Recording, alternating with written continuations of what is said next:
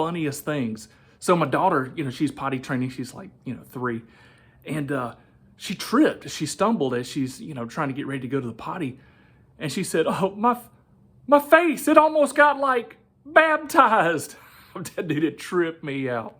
So got a question for you guys. What is your defining point for that which is totally impossible? Like mathematically speaking, what is your percentage or your ratio, or your decimal point, guidance line? Where would you call something impossible? And I'd be interested. Can you just throw these in the comments? Because I've got some discussion coming up based off of that. But I wanted to talk with you about Neil DeGrasse Tyson, the atheist evangelist. And the reason I call him the atheist evangelist is because he kind of sermonizes. He will get in the middle of one of his presentations, and all of a sudden he gets like really serious, and he has an agenda. Like now he's got a lot of information with science. Yeah, he's fantastic with wow worship. He can tell you things that make you go, wow, wow. But after he gets a hold of the audience and he knows that he's got them by the throat, then he starts inserting his opinions. And he says things like, I will never tell you what to believe or not to believe. But then will turn around and tell you exactly how the field of science should operate, how government should be run by scientists, how we should run our culture and our country. Like he is dogmatic with those assertions, and it's obvious he wants to like expunge religion out of science. And like I said, if you marry those things together and you follow him in other places where he talks about scientists should be in charge, like who else would you do? Like you're supposed to get the smartest people and put them in charge as if they all go into science. So anyhow, I want to give an example. So while he was sermonizing, he made this, he always makes this point, or he's made this point a couple of times in some of the videos I've seen.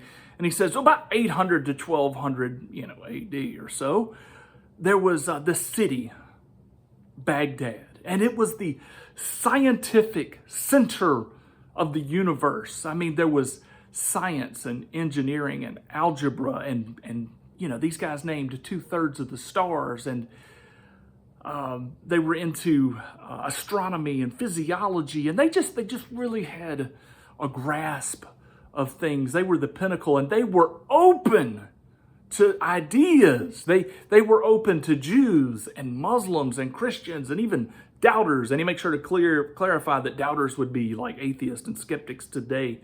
And so they were open to all this. But then along came this guy called Al-Ghazali, if I'm saying that right. And he's a Muslim cleric, and he came up with this devious idea that math and numbers are from the devil. And so math and science and engineering just kind of died after this, because it became the work of the devil to be involved in that. And so religion killed science, and we don't need to make that same mistake today. He uses this multiple times, and I guess with many engagements across the country. But he's not being precise, and I hope some of you get this. But you kind of get drawn in, like you got the wow, and then all of a sudden he starts sermonizing, and gets serious, and he draws you in, and then all of a sudden he's got you by the throat, and he makes this great point that there was this city that was open, and then all of a sudden religion came along and destroyed it, and the Muslim community hasn't been right since. But that's an improper comparison. If you'll notice, it wasn't religion that killed the science. It was actually a bad religious idea that killed the science. Like, you really want to think about that. It's not just that religion killed it. And I want to emphasize this, because he's trying to use that as an explanation to get rid of Christianity and ensure to get it out of the sciences. And he goes on to say that, like when when a Christian is pressed, when they're just really pressed and they're up against the wall, they go, well, it's God must have done it. And he goes, there's this constant God of the gaps. There's this God of the gaps. And they're always, just leaning on that crutch to get them by. And he says that Christianity is a philosophy of ignorance, while science is a philosophy of discovery. And he paints it in these broad, clean brushstrokes as if that's proper application. And that's not really proper application. It doesn't even make any sense. It's a false accusation.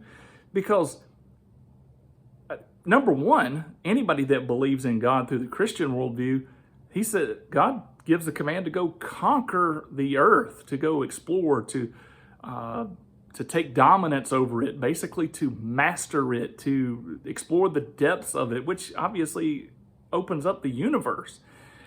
And then on top of that, we actually believe that things are rational enough to understand. We're like, well, this rationally makes sense. And then we believe the next step is something that you will rationally believe. But if someone was, just absolutely clung to the accidental theories of everything, then at some point they should probably go, well, that next step doesn't make rational sense. And so why would I even try to push it any further to see how it's actually operating? So if you thought something was completely random, like if you got a crossword puzzle that you knew that all the letters were never going to equal words, you wouldn't spend your time trying to figure that out because you'd know it's just random, chaotic mess on the other side. So it's not really Christianity. That's the philosophy of ignorance, or the philosophy of discovery. That's kind of in reverse. But he uses this all the time, and he's like, if people believe, in Christianity or the Bible and all that kind of stuff, they don't need to be writing textbooks. They need to be, purged from these things. And then he goes on to finalize with this point. And I really want you to think about this. He finalizes with this point. He's talked about Baghdad being the scientific place, like the science mecca of the world. And then all of a sudden it gets killed by religion. And then he ends by saying, well, there's 1.6 billion Muslims present currently. And do you think, how many of those would be Nobel Prize winners? And at the time of the video, he said, one. And I think since then there's like a total of 15. He goes, is that good odds? I mean, look how religion has destroyed science. And then he goes, but then he must have, when you're biased and you're upset and you're getting your data and stuff, you kind of overlook some obvious things. So he talks about the Muslim empire of the world, 1.6 billion people not producing, but only 15, super talented people, and that should be bad news. So religion kills science. But then he turns around and says, but the Jews, now there's only 15 million of them. And they account for 20% of all the Nobel Prizes. If you're going, I just don't understand the logic. If you're going to discredit religion by saying it kills science, then why would you go back to a religious group and say, look how many great people they have turned out? Even if you go with the stats that some people say that the Jewish community is like 50% atheists, 50% believers in God. Even with that, you're showing that a good religion is better than a bad religion in producing things. And then if you really want to press the situation, you got 78% of the Nobel Prize winners are Christian, or at least God believers, or believers in God. So what kind of point is he making here? And on top of that, even in his wording, he said that Baghdad at that time period was open to Jews and Muslims and Christians, and they were open to all ideas. But then he is explaining that the Christian ideas need to be flushed out of the system, or the God-believing ideas need to be flushed out of atheism. I thought it was the openness to ideas that actually made the world a good place or a city a good place, even according to Neil deGrasse Tyson. So I just wanted to present this to you as how illogical we can be when we're just dead set against something, and how we can get it all tangled and backwards. And maybe if I grasp that, maybe the next time somebody presents me with something like, am I seeing this properly? Am I receiving it? Am I willing to receive the actual data?